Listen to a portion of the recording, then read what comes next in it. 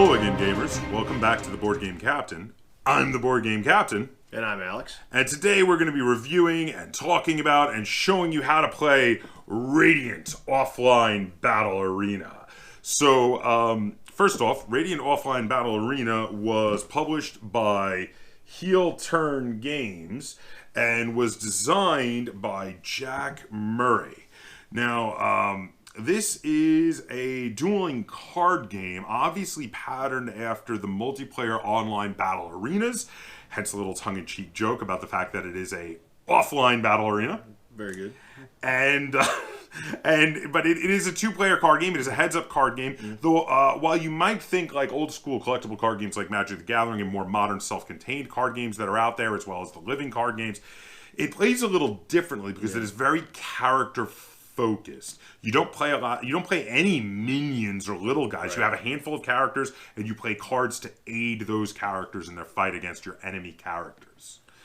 Right. So you have equipment and actions and your characters, and that's really the entire game. Yeah. So the game is listed as 2 players for ages 14 and up and 30 minutes. So I want to start there. First off, I want to say I am really glad that they said 2 players and didn't try to shoehorn in more player counts, because I don't know if this game would work trying to fit in like 3 and 4 player games. No. And yeah.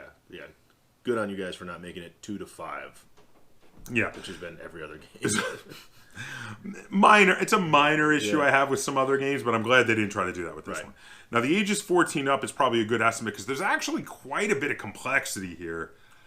I think you could, if you got a pretty advanced 12-year-old UK, the experienced gamer, probably get away with it, but that's a good guess. 14, high school age. Now 30 minutes might be a little light. I've noticed these going more like 45 with us. That's not a huge overage, but I mean, I guess you could get it 30 if you really got. Really practiced at it and really fast. It should say 30 to 60, I think, is a good. You will probably wrap this game up in less than an hour, but it might take you a few games to get down to around the neighborhood of 30, though, because I would say our first couple of games were definitely over that. Right. Like I think we had one that was maybe around 30, but I'm not sure. Yeah, certainly not less. It'd be hard to come in less than 30 minutes. So the components are pretty much mostly cards. We've got, so when I open it up here, you've got the rule book. So first thing I want to talk about here, this rule book is great. Yes. It's full color, tons of diagrams, lots of explanations for the cards, for setup. Let me show they have a full 2-page layout to show you. Very helpful, actually. This is really nice. Yeah, this rule book is very well done. Really, after reading the rule book once, I had a full understanding of how to play this game. Yeah. No questions. I would say this is on the better end of rule books. Really well done rule book. Big 2 thumbs up for me on the rule book. Yeah, good job. We've got some cardboard punch-out tokens for power and wounds here. If you've seen cardboard punch-out tokens, you've seen them all. They're pretty basic. They are what they are. Yep. And the rest of the components are cards. So plenty of extra room in here in case for expansions. And I know they've already got one expansion because they sent it to us. Yeah.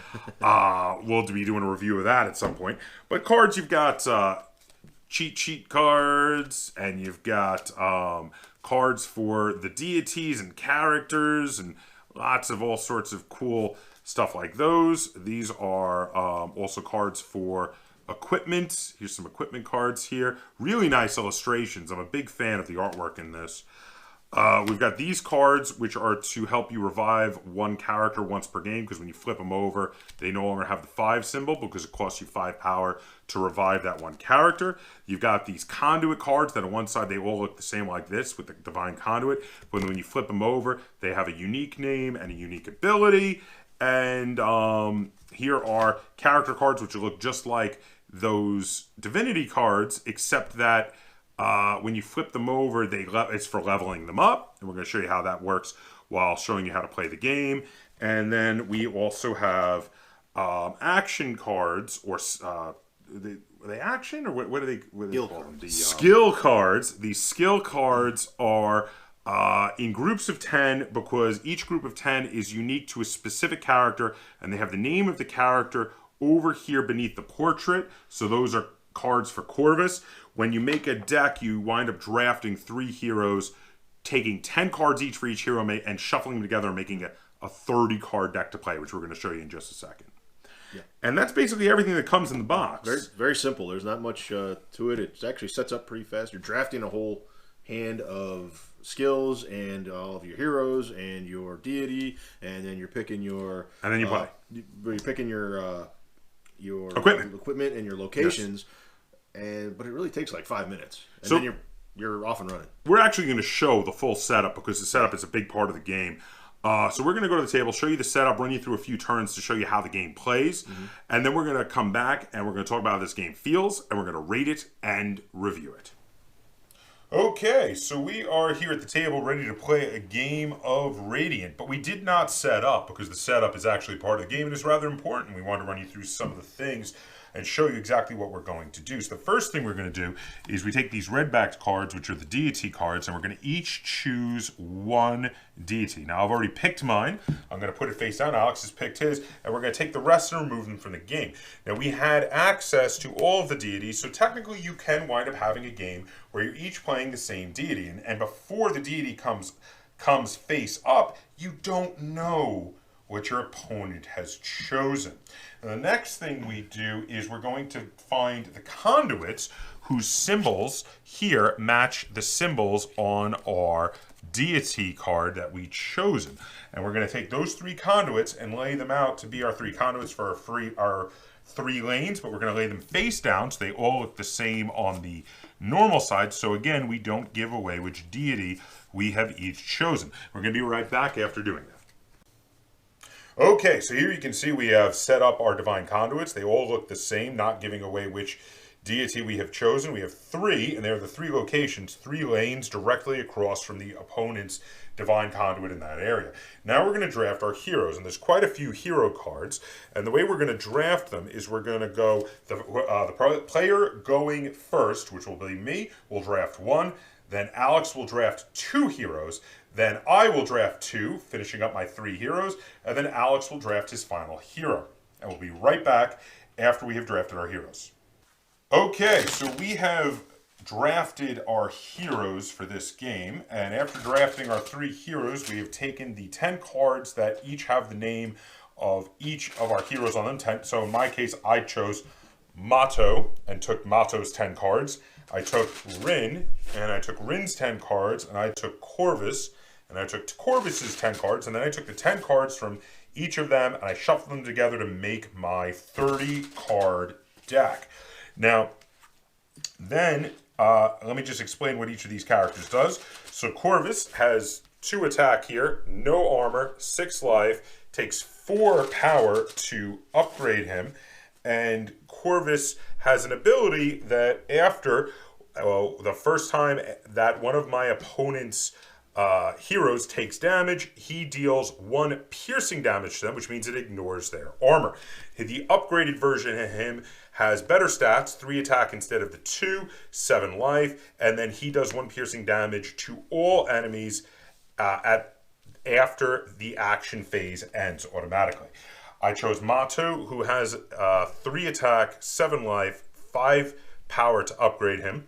And after the first time that Mato takes combat damage from an enemy hero on a turn, he automatically recovers. Recovering means he would go from being exhausted and sideways to being upright and therefore ready. And the upgraded version of him does more damage, has more life. He has does 9 attack, 9 life, 5 attack, and he still has the same ability, but his stats go significantly higher. Rin has 3 attack, 6 life, 3 power to upgrade her, and if she ever KOs an enemy hero, she automatically recovers and therefore again goes upright. And her upgraded version has better stats. She has 4 attack and 7 life, but still the same ability. Alex, which characters did you choose? I chose Octavian. Octavian's got 2 attack, 1 armor, 8 life, 3 to upgrade. His special ability is if Octavian blocked an attack during the opponent's last turn, he may recover immediately. Upgraded is the same talent or ability, but he does gain another armor and That's really it, another armor. Bran is a 2 attack, 0 armor, 6 life, 4 to upgrade. Once per turn after a hero I control recovers, they can heal 1 wound. His upgraded side allows to heal 2 wounds. And once when they recover. Once when they recover. And has 1 more attack and 1 more life. Viola, 2 attack, 0 armor, 6 wound, or 6 life. She gets a +3 attack while she is solo attacking an enemy hero. On her upgrade, she gets +3 while attacking any enemy hero, regardless of whether she's solo or with assistance from other heroes. And after she recovers, she may move to an adjacent location. Yeah, which is also really cool. That's only in the upgrade version. Right. So now we're going to choose three of the items, and we're going to put it in make our market deck out of those 3 items. So we're going to pick 3 items and put them face down in our area, and we'll be right back. Okay, so we have finished by choosing our 3 items for our market deck and placed it face down. We shuffled up our main decks here and dealt 5 cards to ourselves for our hand. And now we're going to take turns placing out our heroes. So I'm going to start by placing Rin in the center lane. Bran in the center lane. Okay. I am going to place Corvus over here in my right, your left. Viola is going to go in that lane. And I'm going to put Mato in that lane as well. Oh. We'll also double up that lane. Okay. All right. So now we have finished our deployment. I'm going to manifest my deity, the Wrath Lord, because after deployment ends, manifest this hero. Before the Wrath Lord would be knocked out, ruin one of your conduits to negate the knockout, and the Wrath Lord heals all damage. So who are you getting rid of to put the Wrath Lord? Viola. Okay. Oh, all right. So that was a totally messing with me there. All right, so now interesting. Now, normally, your deity does not come out this early in the game. All the other deities wait till later to be forced out by having your opponent destroy all of your conduits will force you to play them. But the Wrath Lord plays a little differently. He immediately comes in, replaces one of your heroes, and if he were to be knocked out, you just destroy one of your own conduits to fully heal him and have him not be knocked out. So, all right, so we're completely set up. So now I'm going to start us off here on the first turn. Okay, so for my first turn, since I'm the first player, I only get 2 actions. So for my first turn's first action, I've decided what I'm going to do is I'm going to have Mato attack the Divine Conduit, looking to try to take out those Divine Conduits as quickly as possible because they can be used to resurrect the Wrath Lord. So Mato is going to become engaged, committed, so that he can do his damage to the Divine Conduit. Now Alex has the option, if he wants to commit Octavian, who's in the same location, to try to block Mato, but if he does so, being committed to block, he will lose his own 2 attack and will only be able to do damage via the clash cards, if he plays any, to help him in the battle. So Alex, are you going to block or are you going to let it through? I'm going to let it through. Okay, in which case there are no clash cards played because you only play clash cards when heroes clash with other heroes. So in this case, Mato will do his 3 damage to the Divine Conduit, and the Divine Conduit will do 2 damage back to Mato. Now, that being the first time that Mato has taken damage this round, he will automatically recover because that is his ability. Now, as my second action, I'm going to attack the Divine Conduit again. Octavian will block. See, now, if he didn't block, Mato would automatically destroy the Divine Conduit. So it makes a lot of sense as to why he has decided to block. Okay, so we each played 1 clash card. Now we're going to flip them up to reveal what they do. Mine had a talent ability, which could have been done as an action on my turn, but I didn't do it. So it's not a clash ability, so we ignore it. But it does give me 1 attack, which puts my attack up to 4, and 2 armor, which gives me 2 armor because my normal armor is 0. I also played a card for the armor and attack effects. The talent does not come into effect. So I have upped my attack to 3 total, and now I have 3 armor total as well. Wow, so you only take 1 damage off that. Right. Now, since you had to block me, your 1 attack actually does not do anything to me because my 2 armor will deflect that. Correct. So I'm going to discard mine, you discard yours. Also, the first time that any of my characters damages someone, of course, Corvus does 1 piercing damage to them. So there should be 1 additional damage to Octavian. So now my turn is over, so it is Alex's turn. As part of Octavian's special ability, he gets to recover after blocking an attack from the opponent. Very nice. As an automatic effect. So now you don't have to spend an action on your turn to do that. Very Correct. cool. Oh, and at the end of my turn, I will draw a card. All right. So, beginning of the turn, since I have an evoker out, I get a Power. And then I have to decide what to do. So, Mato is currently in a very vulnerable position. Indeed, he is. I'm going to attack Mato, I think. With Octavian? I think Mato might get... Yeah, I'm thinking, but... So he cannot... So he's already committed, so he cannot attack back. He won't do damage back, yeah. He will not do damage back. Alright, so I'm going to commit Octavian to attacking Mato. Okay. And I'm going to play a clash card. Oh, boy. Okay. Now let's see what our clash cards do. So I did Sneak Attack, which does 2 attack, and the clash ability is I can immediately clash again, while Alex did Cheap Trick on me, which will do... Yeah, it's 5 attack. The only downside of this card is that if I double the shield of all cards clashed by the enemy hero. So I've decided to play a card that gives me some armor as my second card. Which is an excellent ability for bringing out a second clash card. It only gave me 1, but you doubling it ups it to 2, which is something at least. Yes. I don't know if that's going to be enough to save him, actually, because you're doing quite a bit of damage to me. So I've got 4 damage coming at you, and you have 1 armor, so that's going to be 3 damage to Octavian. Correct. And you have 7 damage coming at me. I have 2 armor, so that's going to be 5 damage. Which will be enough to kill him. That will knock out Mato. So having knocked out Mato, Alex will gain 2 power. Okay, so Alex knocked out Mato and gains 2 power for knocking out one of my heroes. And that was my first action. My goodness. And what an action it was. What an action it was. Recover Octavian, which using Brand's talent removes 1. Right, he heals 1 first time someone recovers each turn. I think my Wrath Lord is going to attack your Divine Conduit. Yeah, well, there's nothing I can do about that. So, in which case, the Wrath Lord will do 3 damage to my Divine Conduit over here. Oop, that one. And it will do 2 damage back to your Wrath Lord. Okay, so... my third, 1, 2, 3. Okay. That is 3. Yep, that's 3. Ouch. Okay, so for my turn... put me in a little bit of a rough spot there.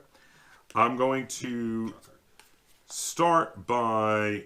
Upside. So the first thing is I need to get 1 power yes. for my Evoker, which is still thankfully out as Corvus. I'm going to, for my first action, I'm going to commit Rin to attack Bran over here. As that is Alex's Evoker, I would like to knock his Evoker out so maybe I could get ahead of him in power. And I'm going to play 1 clash card. Okay. All right, so we're going to reveal our clash cards. I have played Fearless Assault, which gives me 3 attack. And the next clash card played by me this turn will get +2 attack as well. Alex, what did you play?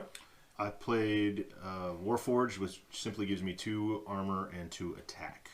Wow. So I have 6 attack coming at you, but with the 2 armor, that knocks it down to 4. And you have 4 coming at you. And that will do 4 damage to me.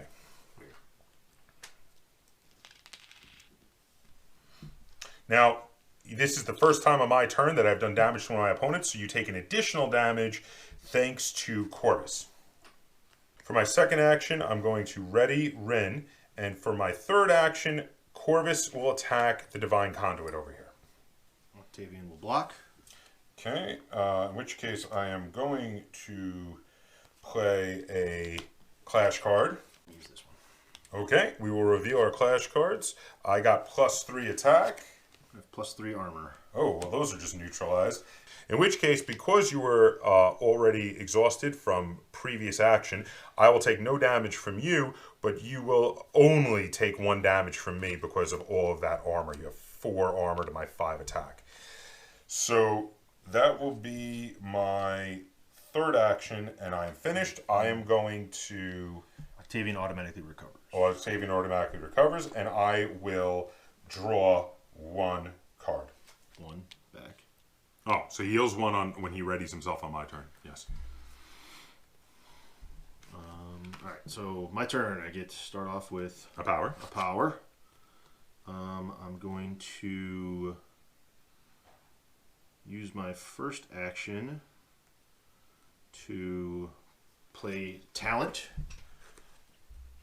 This costs 1 action. This hero heals 3 wounds and has +2 armor until the end of the phase. By the way, the name of the card is Invigorate. Oh, sorry, Invigorate. That was my first action. Second action is going to be attack Rin with Bran. Oh, you done did it. You done did it. And... all right, I'm going to clash. No. Okay. So I will reveal that I am going to be doing 4 extra points of damage because this is 2 damage plus 1 for each 2 wounds I have on him. 4 extra damage for a total of 7 damage coming at Bran, which should still actually be enough to kill him even with his 2 armor. 2, so it's 5 down. That does do it, but Bran also will kill Rin. Will kill Rin. So Rin will be knocked out, and he'll be over here in my area, but so will Bran. And that's actually more important for me because... we both get those. Yes, we each get 2 power, but also it's more important for me because Bran was your guy to give you your extra power. So that was your first action, yes? First action was playing the cards. Oh, so that was the second. Second action was attacking. So what is your third action? Third action is going to be to ready my... To ready the Wrath Lord? My Wrath Lord. And then draw a card. Okay. All right, so beginning of my turn, I still have my Evoker, so I'm going to get 1 more power. And then I have decided that I am going to spend 4 power on leveling up Corvus. So when I level up Corvus, he readies for free. That's what every character does when you level him up. He becomes a 3 attack, 7 life, and he has the ability that at the end of my action phase, he deals 1 piercing damage to all enemy heroes, which is pretty freaking all heroes. Awesome. All enemy heroes. So at which point I've decided Corvus for my second action is going to attack the Divine Conduit over here again. Ooh. Block with Octavian. Oh, okay. I'm going to play a Clash card. As will I. Okay, and we'll flip. I got +4 attack. I have +2 armor, and... I'll be doing 5 damage to you, which is enough to knock Octavian out, and I have no damage coming at me. So in which case, I have done a total of 7 damage to you. You have 3 armor. That goes down to 4 damage, which is enough to knock you out. However, it is not enough. You didn't, because you had to block, you did not do damage back to Corvus. So Corvus is still okay. He is going to then, as my third action, he will ready. And then at the end of my turn, during the revive step, I'm going to choose to sacrifice this already damaged conduit.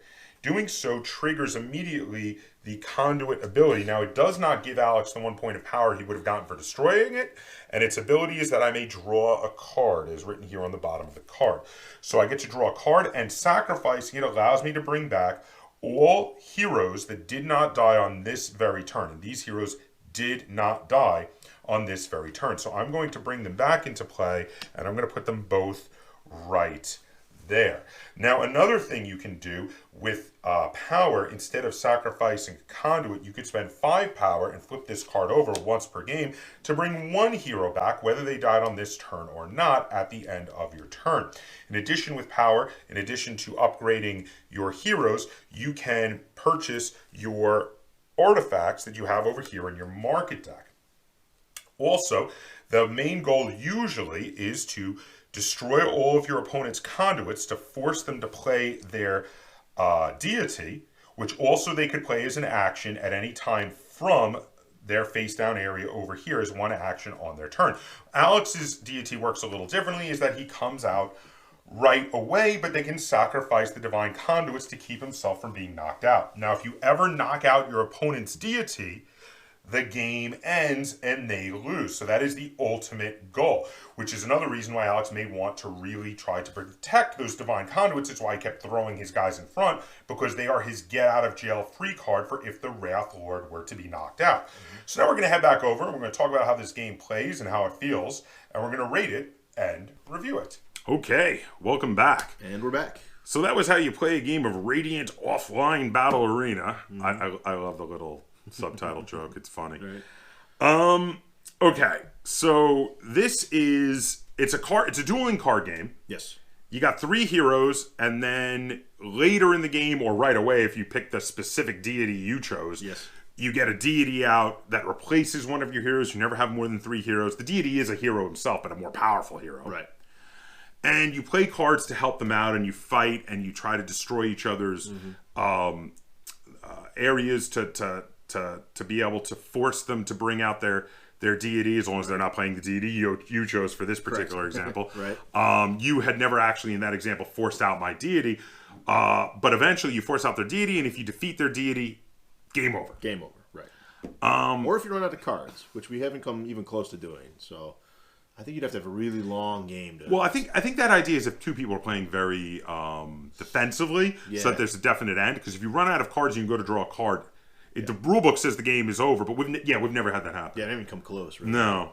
So first thing I want to talk about, well, first off, do we have any negatives, any glaring negatives we need to talk about with Radiant Offline Battle Arena? Any glaring negatives? There are no glaring negatives. The quality of the cards is nice. The artwork is beautiful on them. They're just normal cards. They're just wax finish normal cards. I think they're a gloss finish. Yeah, they're not. So they're really pretty, but they're not super well made, or not top of the line stuff. But they're really nice. The little cardboard punch outs are just cardboard punch outs. So those are not big glaring issues. Those are tiny little nitpicky issues, and that's really it. I have noticed, and this is one of my minor issues. I have noticed a little bit of wear and tear forming on the cards already. So I would say that they feel thick and substantial, but like you want to be careful clawing at them when they're on the table, or maybe sleeve them. I think I might sleeve these because I really like this. Spoiler, I really like this game, and I'm going to want to play it a lot more. Oops, came out. Yeah, well, too bad. So that's the only thing I would say is, So it's a minor gripe. Little quibble, yeah. And I mean, anyone can buy a few sleeves over at their local game shop. Every game shop has collectible card games, and therefore has sleeves. Right. So you can buy sleeves, and you can sleeve your cards. It's not that big a deal. Right. I think these are ones that you might want to sleeve, because I have noticed some edge damage from use. Yeah. Other than that, I don't have any gripes of the actual gameplay. No, none at all. And that's because the gameplay of this game is incredibly well thought out. So they've got a list in here. We were noticing this earlier. There were a lot of people involved in the making of this game. So you've got, of course, Jack Murray created it. Yes. He did the game design and development. Additional development by Todd Rowland and Dan Deneen. Graphic design and layout by Robert Denton III. Art direction by Jack Murray, Todd Rowland, and Robert Denton III. Creative development, Robert Denton III. Project manager, Alan Barr. And then there's a list of playtesters. I want to show this to you. There were a lot of people playtesting this game. Well over 100 names on that list. Yeah, it's crazy. So I'm going to say that they must have really, really playtested this game hardcore and worked out the bugs. Because we couldn't find any issues with cards or card combinations that were not explainable. And not just explainable, like inherently understandable. Like the cards are very well done. Very well done. The direction on these cards is clear and concise. I found no contradictions. Found no ambiguities. The way it played, the quality control on the design is fantastic. Phenomenal. Yeah, fantastic. Really. Yeah. The artwork is beautiful. Yep. Love the artwork. Very gorgeous stuff. The game is smooth. Easy. If you are able to fully grasp the concepts, which it is a 14 and plus game. Right. It's fairly easy to get and just jump into. I love the fact that when you draft your heroes, they each give you 10 cards that you shuffle together to make a 30-card deck, and that part of it felt a little bit like the game Smash Up to me, where you pick a faction, you pick another faction, you take those 2 sets of cards, shuffle them together, and then that's your deck. Right. And then also I love you pick your deity, which you do in secret, Yes. and that picks what your 3 locations are. Yes. And then you pick those and you put them out, but your opponent doesn't know what deity you chose. That's a secret. And so the what's the proper terminology for the location? Divine conduits. So you get when you pick your deity, it comes with those 3 conduits, and those conduits reinforce the abilities of the deity Very well. Usually very well, yes. Yeah. And so the strategy of this game starts while you're drafting your hand. So the fact that each hero is very unique, very different abilities and powers, but and can level up. And they can all level up, right? They have another side of the card, which the only one who can is the deity, right? And the deity cannot. But your location cards may affect them when you flip those over. So actually, everything can be made better throughout the play of the game. And then while you're drafting your hand, you put all those 3 decks together. Mm-hmm. It's very interesting to see how the different cards from each hero interact with the different heroes. So they can all play every card. They can all play every card at a basic level. But then there's different things that each of those heroes' skills contribute to their play, and it's almost infinitely variable just within the box set. You can do so many different things. I have played most of the heroes in here now, and I can tell you that there is none of them that I would not play again. Well, he usually says that the last one he plays is the best one. That's his favorite. He's had a favorite, every time he's played. It's true. Yeah. They all have different abilities and also different sets of cards. And usually what you'll notice is there'll be some characters that might seem a little lackluster compared to other characters, but then you see their cards. Right, you got to dig deeper. It's the cards that they come with that then counterbalance that. Like, there was it Rin? Who we were like, oh, she's kind of a little blasé, but then you saw her cards and you're like, oh my God, her cards are amazing. Yeah. And I think that's what it comes down to, is that there's always a way that they all balance out. And this really feels like for as many characters as they are, they found a really good way to balance out all the characters. All of them work well with many of the other characters in here.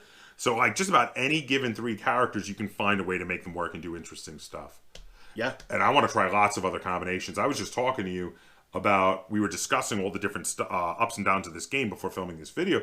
And I was telling you, like, I want to try this character with that character. Right. Like, one of the things I was saying was, like, I want to make a force with Corvus and, was it Bren, the bear? Bran, yeah. Bran. I want to do Bran and Corvus in the same army. Yep, right. Because they have reoccurring skills that come up every turn no matter what, essentially. And that's what I wanted to go for. I want to do that in the future. So, I mean, this game is great. It is. It's really great. fun. Yeah, great is a good way to describe it.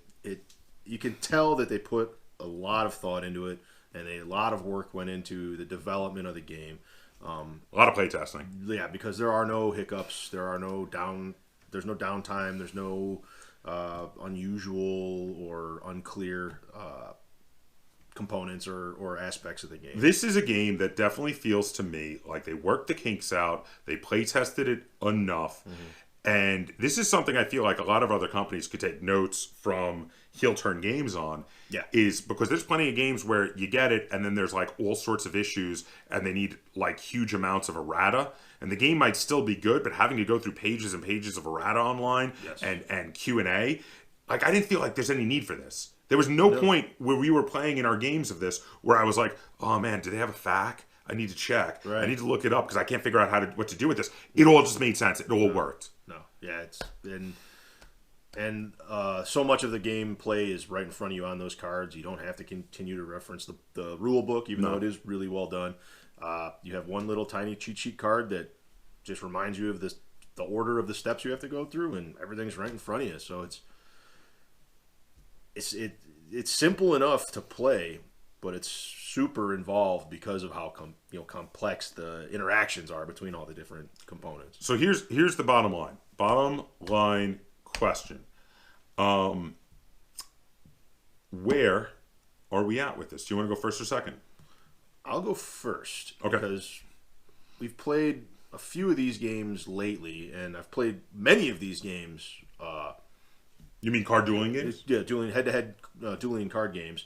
We've played a number of them. And Yes. I've liked most of them. I really enjoy that that aspect. I like that kind of game. Mm-hmm. This one, I think, is probably the best of all of the Ever? Of all the ones I've played. I don't know, I'm sure there's some out there I haven't played that might be better, but I've enjoyed playing this more than any of those other ones.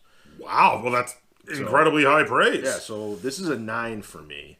Whoa. I really like Fight for Olympus. This reminds me a little bit of that. This is better. Fair enough. Right, and I really enjoyed that game, and this Yeah. is better. Phase, really like that game. I think this is better. It's different. It's more different than Phase, but similar enough that I can compare them. I think this is better. This is going to be your go-to card game? For this type, the head-to-head card games like this is the best one I think I've played. This is really, 9 out of 10. 9 out of 10. That might be in your top 10 games of all time at a 9 out of 10. That might have made it. It's in there. It's up. Yeah, I do not have very many 9s. I got a lot of 7s. Got a few 8s. I got a very few 9s. Do you even 1 or 2 10s? I think 2 10s. Wow. But this is definitely the highest rated card game. Okay, I am only half a point behind you. I am at an 8.5, which is still a phenomenally high score. I went second. I don't want to take the fact that I gave it half a point less. It's because I decide before we do these videos where my point score is at, and I'm going to stick to it regardless of what Alex says. So when he got his 9, I'm kind of sorry I didn't go first now, but because I love this game, I think it's phenomenal, and I don't want that to detract from how much I love this game at all. An 8.5 is still an incredibly high score. Yes. It means I love this game. I'll play it anytime. I plan to play it many times in the future because I really enjoy it. I think the play style is fantastic. And like I said, I'm only half a point behind you at an 8.5. Yeah. This is 2 thumbs way the frick up for us. For sure.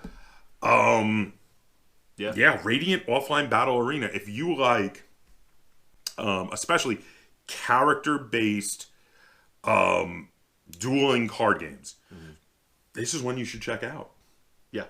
I have yet to win. I have yet to win at this game, and I thoroughly enjoyed losing it. So, that's how you know when you really love a game. It was definitely went into my consideration about how it's a lot of fun to play. It really is. Yeah. I've been very much enjoying it too. This is 2 thumbs way up. Yeah. So there you have it. If you guys have any questions, comments, or concerns either on this video or on the game Radiant Offline Battle Arena, feel free to put them in the comments down below. And if you enjoyed this review and tutorial video and you'd like to see us do more like it, be sure to give this video a like, share it on all forms of social media, and if you haven't already, please subscribe to the Board Game Kaptain. That's Kaptain spelled with a K on YouTube. And ring that bell so you get alerts every time I upload a new video. And until next time, game on.